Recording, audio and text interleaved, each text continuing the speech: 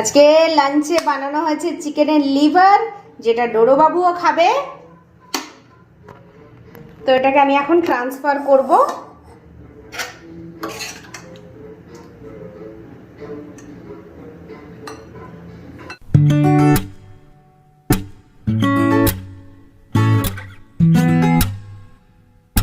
নিজে নিজে জল খাচ্ছ? তুমি খেতে পারো? তুমি কেন বললে তোমাকে দেখাতে? তুমি কি কিছু বলবে? কি বলবে? তুমি কিছু বলতে চাও? কি বলতে চাও?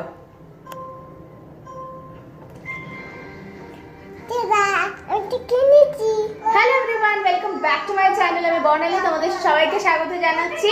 তো লাঞ্চ দিয়ে ব্লগটা স্টার্ট করলাম, ওই জন্য লাঞ্চ আজকে তোমাদেরকে দেখালাম, কিন্তু লাঞ্চে আরো একটা পদ আছে, দাঁড়াও সেটা আগে দেখিয়ে নিই। লাউ দুদিন ধরে কেটে রাখা ছিল, তো ওটা বানানোরই ছিল, ওই জন্য আজকে বড়ি দিয়ে লাউয়ের তরকারি বানিয়েছি, ভাত আর বাস, এটা সিম্পল লাঞ্চ। সাথে ডোডোর ডাল তো আছেই, ডোডোর ডাল আছে, আর ওকে এই মেটে দিয়ে ভাত খাওয়াবো, আর একটু আলাদা করে দই ভাত খাবে। তো এটাই হচ্ছে আমাদের আজকে লাঞ্চ। ভাবলাম যে চলো বেশি দেরি করবো না, ব্লগটা স্টার্ট করে দিই। আর ডোডো আমাকে বলছে আমাকে দেখাও, আমাকে দেখাও, ডোডো বাবুকে দেখাও, ডোডো বাবুকে দেখাও, কিন্তু যখন দেখালাম তখন কিছুই বললো না, তো পালিয়ে গেল এখান থেকে। চলো লাঞ্চটা করে নিই আগে আমরা।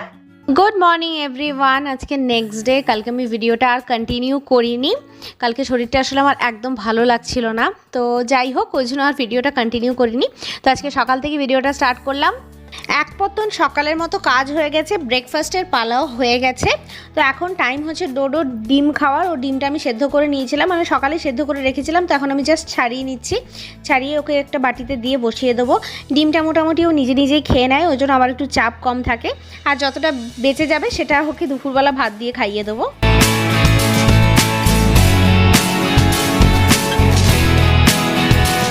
অনেক দিন ধরে বিছানার চাদর চেঞ্জ করিনি, তো আজকে ভাবলাম এই কাজটা করে দিই তাড়াতাড়ি করে।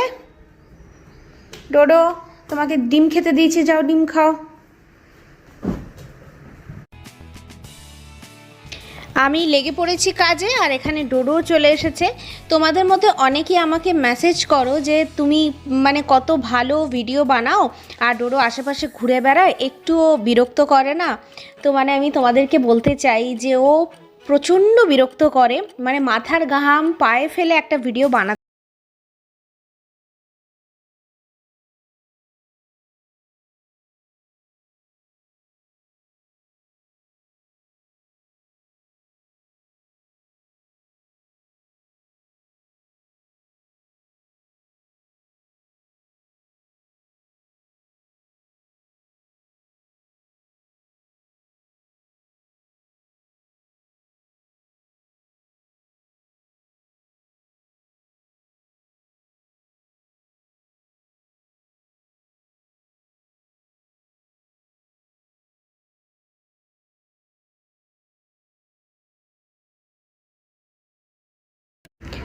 বেড একদম রেডি হয়ে গেছে। এই চাদরটা আমার খুব ফেভারিট, কেন কি এর মেটেরিয়ালটা এত সুন্দর, আর চাদরটা মানে এত বড় যে এটা ফোল্ড করে গুজে দেওয়া যায়, আর একদম টান টান চাদর থাকে, দেখতে পাচ্ছ। ওই জন্য না ভীষণ ভালো লাগে, প্রিন্টটা তো সুন্দরই। দুদিন আগে ফেসিয়াল করেছিলাম, কিন্তু তার মানে গ্লো আমি এখনো ফিল করতে পারছি। আর তোমরা বিশ্বাস করবে না, একটাও তারপর থেকে পিম্পল ওঠেনি। তার আগে আমার এভরি ডে একটা করে পিম্পল আসছিল, মানে কোনোটা ছোট কোনোটা বড় হয়ে যাচ্ছিল। আর আমি একদম মানে বরাবরই আমি পিম্পল একদম সহ্য করতে পারি না, মানে দেখলেই মনে হয় যেন কখন খুঁটবো, আমার খালি এরকম একটা ইয়ে হয়। তো যাই হোক, এটাকে তো খুঁটে আমি একদম দগ্ধ করে দিয়েছিলাম, কিন্তু এটা অনেকটা কমে গেছে ফেসিয়ালের পরে। তো ভিডিওটা তোমরা অনেকেই দেখোনি, আমি জানি না তোমরা কেন দেখো না এরকম ভালো ভিডিও। তো যারা দেখোনি তারা প্লিজ গিয়ে দেখে নাও, খুব সহজে বাড়িতে তোমরা দারুণ একটা মানে বিনা খরচে করতে পারবে। একটা টাকাও খরচা না করে তোমরা বাড়িতে বসে এত ভালো রেজাল্ট যদি পেতে পারো, তাহলে কেন ট্রাই করবে না? তো একবার তোমরা প্লিজ ভিডিওটা গিয়ে দেখো, আশা করছি যে তোমাদের ডেফিনেটলি ভালো লাগবে। কিছু কিছু কাজ শেষ করে আসলাম তোমাদের সাথে কথা বলতে। কালকে আসলে কি হয়েছিল না, আমার এক এক দিন এরকম হয় কেন কি বর এখন রাত্রিবেলা প্রচণ্ড লেট করে আসছে, মান্থ এন্ড, তো মান্থ এন্ডে তো তোমরা জানি লাস্ট মাসে তো আমি তোমাদের সাথে শেয়ারও করেছিলাম, তো রাত্রিবেলা এত লেট করে আসছে। কালকে মানে কি হয়েছে, স্পেশালি কালকের কথা বলি আমি, ডোডোকে আমি প্রায় 1 ঘন্টা ধরে ঘুম পাড়ানোর চেষ্টা করছিলাম, মানে 11:30 থেকে 12:30 পৌনে 1টা অবধি আমি বকে গেছি, জাস্ট বকে গেছি। আমার এক এক সময় না একদম কথা বলতে ভালো লাগে না, মানে এত বকতে হয় ওর পেছনে, মানে একদম মানে কি বলবো। তো রাত্রিবেলা আমি প্রচণ্ড বিরক্ত হয়ে গেছি, আমি প্রায় 1 ঘন্টা ধরে বকে যাচ্ছি। আমি ভাবলাম ও ঘুমিয়ে পড়েছে, বাই দ্য টাইম বর চলে এলো পৌনে 1টা ওরকম সময়। তো আসার পরে যে দরজা খুলতে গেছে দেখছি এও দরজা খুলে বাইরে বেরিয়ে আসছে, মানে এত ফ্রাস্ট্রেট হয়ে গেছিলাম না কালকে আমি। তারপরে আবার ওর ড্যাডা ডিনার করলো, ডিনার করে শুতে আমাদের প্রায় 1:30 পৌনে 2। তো যখন ওরকম মানে ওরকম একটুখানি রুটিন গড়বড় হয়ে যায় না, তারপরে আমার আর সারা রাত ঘুম আসছে না, মানে সারা রাত আমি খালি এদিক ওদিক, একদিকে ছেলে ঘুমিয়ে আছে, একদিকে বাবা ঘুমিয়ে আছে, আমার আর ঘুম আসছে না।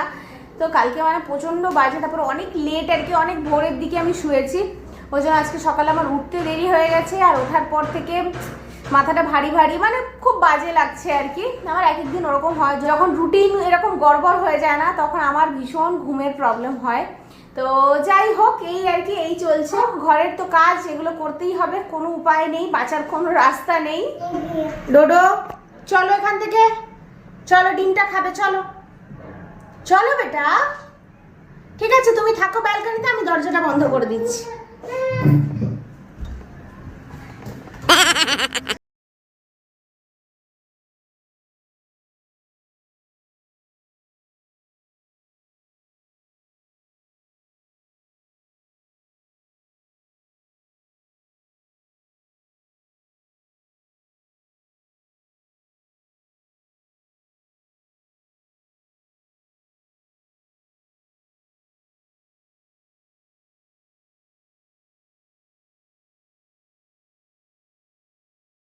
সেটা হচ্ছে আমার রান্না নেই, এই দেখো কালকে বানিয়েছিলাম লাউ বড়ি দিয়ে, ওটাও রয়ে গেছে, রাতে বরের জন্য ভাত বানিয়েছিলাম সেটাও রয়ে গেছে,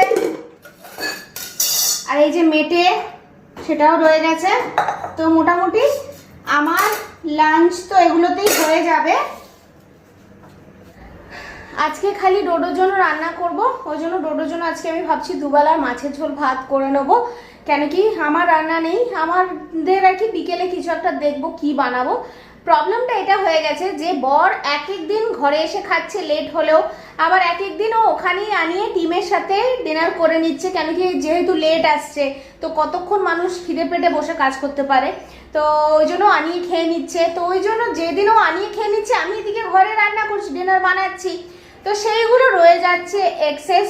ওই জন্য মানে কি বলবো, যখন এরকম সময় যায় না তখন ভীষণ আমাদের আর কি উল্টো পাল্টা সব চলতে থাকে। তো আমি জিজ্ঞেস করবো রাত্রিবেলা যে ঘরে খাবে কি না, তারপরে রান্না করব আমি, মানে তার ওই জন্য দিনের বেলা বানিয়ে রাখছি না। ডোডো তুমি নতুন কি শিখেছো?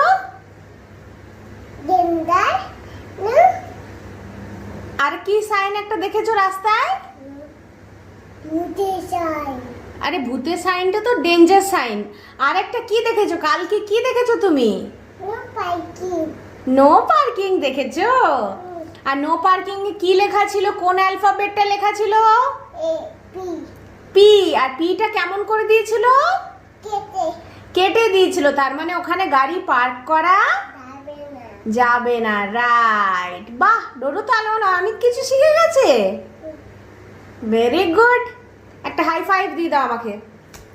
তো কালকে ডোডো দেখেছে রাস্তায় নো পার্কিং, তো নো পার্কিং এ কোন অ্যালফাবেট আছে সেটাও দেখা হয়ে গেছে। আর ও এত প্রশ্ন করে না, ওকে এক্সপ্লেন করতে ভালোও লাগে, তো ওরও জানার মানে বাচ্চার তো নর্মালি জানার খুব ইচ্ছে থাকেই। তো যাই হোক, কালকে একটা নতুন জিনিস অ্যাড হলো ওর আর কি, মানে এই ছোট্ট জানার দুনিয়াটার মধ্যে। তো আমি এখন চলে এসেছি বাইরে, আমার কাপড় জামা মেশিনে পড়ে আছে, কালকে কেচেছিলাম, কিন্তু এগুলো এখন মেলার টাইম নেই, ভাবছি আর তার আগে ডোডোকে স্নানটা করিয়ে দিই। দেখতে এসেছি কতগুলো আছে, তো অনেকই আছে, থাক খাইয়ে দাইয়ে দিয়ে তারপরে এই কাজটা করব। কিছুদিন ধরে না একটা মানে কি বলবো, একটা ফাঁদে পড়েছি বলতে পারো, মানে পড়তে পড়তে বেঁচে গেছি। লোকে এত ফ্রড বিজনেস করছে, কি বলবো তোমাদেরকে, কিছুদিন ধরে মানে জাস্ট আমি পাগল হয়ে যাচ্ছি। কেন কি ব্যাপার আমি আর একটু পরে এসে তোমাদেরকে বলছি। তার আগে আমি কাজটা করে নিই। কেন কি ডোডোকে স্নান করানোর টাইম হয়ে গেছে, আমার রান্নাও বসে গেছে।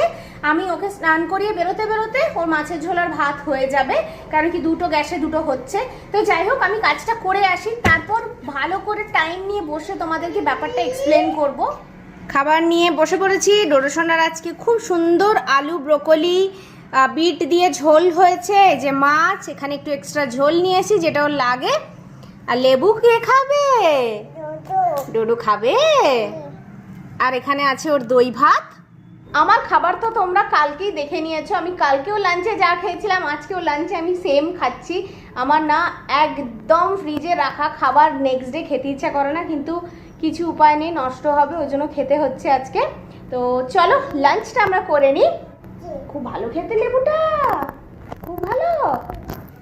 ডোডো লেবু খাওয়া স্টার্টও করে দিয়েছে।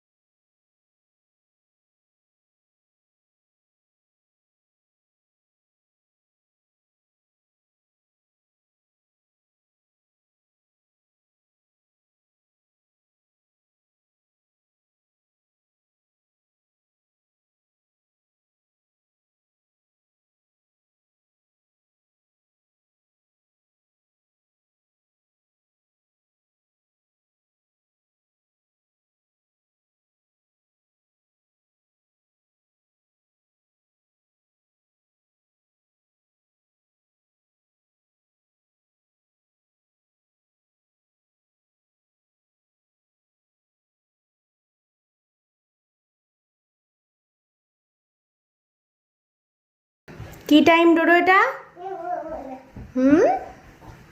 বলবে না? আবার বিছানা ঘাটছো? কি টাইম এটা বলো? দাঁড়া দেখাচ্ছি মজা। তো ডোডোর এটা ঘুমানোর সময়। ডোডো একদম রেডি হয়ে আছে জামা প্যান্ট পরে। কেন কি আমি ওকে স্নান করিয়েই রেডি করে দিই, এই জন্যই যাতে ঘুম থেকে উঠে সোজা পার্কে যেতে পারে। তাই তো? পার্কে যাবে তো? কিন্তু পার্কে যাওয়ার জন্য ঘুমাতে হবে। তো এখন ডোডো খানিকক্ষণ ঘুমাবে, তারপরে উঠে পার্কে যাবে।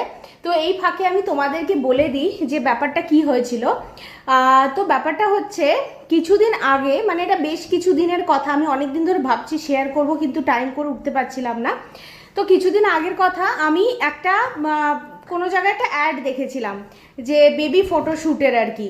তো ওখানে রেজিস্টার করাতে হবে, তারপরে ওরা এই যে ফ্লিপকার্টে বেবিদের যে ফটোশ্যুট হয়, মানে ড্রেসেস পরিয়ে ফ্লিপকার্টে যেসব আমরা যখন বাচ্চার জামা কাপড় সার্চ করি তখন আমরা অনেক রকম বাচ্চার ছবি দেখতে পাই।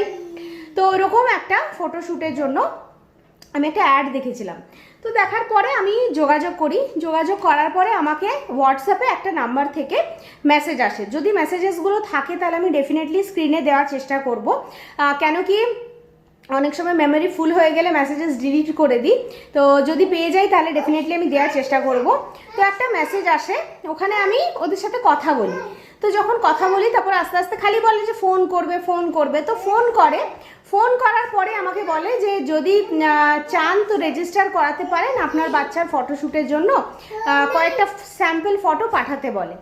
তো কয়েকটা স্যাম্পল ফটো ডোডোর পাঠাই। পাঠানোর পরেই মানে ইমিডিয়েট মেসেজ আসে যে আপনার বাচ্চা সিলেক্ট হয়ে গেছে ফটোশ্যুটের জন্য, আপনি রেজিস্টার করাতে পারেন। তো আমি বলি যে নেক্সট প্রসেস কি।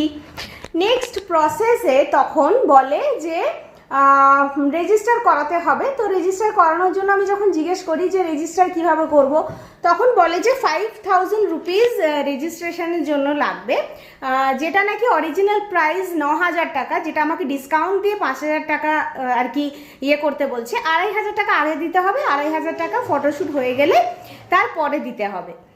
তো আমার টাকার অ্যামাউন্টটা শুনেই না একটুখানি খটকা লাগে যে এমন কি ফটোশ্যুট যেটার জন্য 5000 টাকা লাগবে।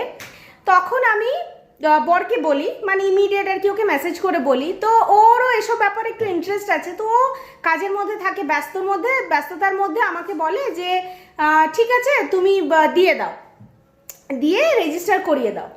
তো ও যখনই একবারে রাজি হয়ে যায় না, আমার তখন একটুখানি খটকা লাগে, মানে হয় না, এটা মনে মনে একটুখানি ডাউট হয় যে এটা কি সত্যি, এরকম কি হয়।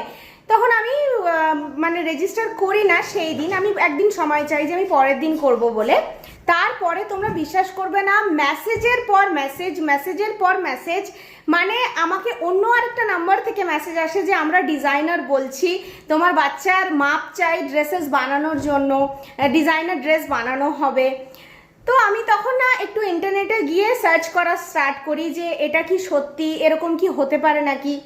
তো নর্মাল একটা ওয়েবসাইট ওদের থাকে যেখানে ওরা আর কি বলে যে আমরা এরকম কাজ করি, এরকম ফটোশ্যুট করি। তো দেখো, একটা ওয়েবসাইট তৈরি করা কিন্তু কোনো ব্যাপার না। ওই ওয়েবসাইটটা ছাড়া আমি অন্য কোনো জায়গায় কোনো রকম, মানে গুগলে গিয়ে কোনো রকম এই জিনিসটার একটা যে ভ্যালিড একটা প্রুফ পাবো, সেরকম কিচ্ছু প্রুফ আমি পাই না, সেরকম কোনো রকম প্রুফ পাই না। তো তারপরে না আমি ইউটিউবে গিয়ে সার্চ করি, তখন ইউটিউবে আমি একটা ভিডিও পাই যেখানে মানে একজন বড় ফটোগ্রাফার যে এরকম ফটোশ্যুট করে আর কি, সে মানে মেনশন করেছে পার্টিকুলার যে যদি কোনো ওয়েবসাইট বা যদি কোনো মানুষ ফটোশ্যুট করার জন্য পয়সা চায়, যে রেজিস্টার করো, এত টাকা দিয়ে রেজিস্টার করো, তোমাদের ফটোশ্যুট করা হবে বা বাচ্চার ফটোশ্যুট করা হবে, সেই ফটোগুলো অনলাইনে দেওয়া হবে অ্যামাজন, ফ্লিপকার্টে। তো এটা একটা বড় স্ক্যাম, এটা একটা বড় মানে কি বলবো, চুরির একটা নতুন প্রসেস আর কি। আমি ওটা শোনার পরে মানে খুব লাকি ফিল করি যে থ্যাঙ্ক গড আমি করিনি, আমি পয়সাটা নষ্ট করিনি।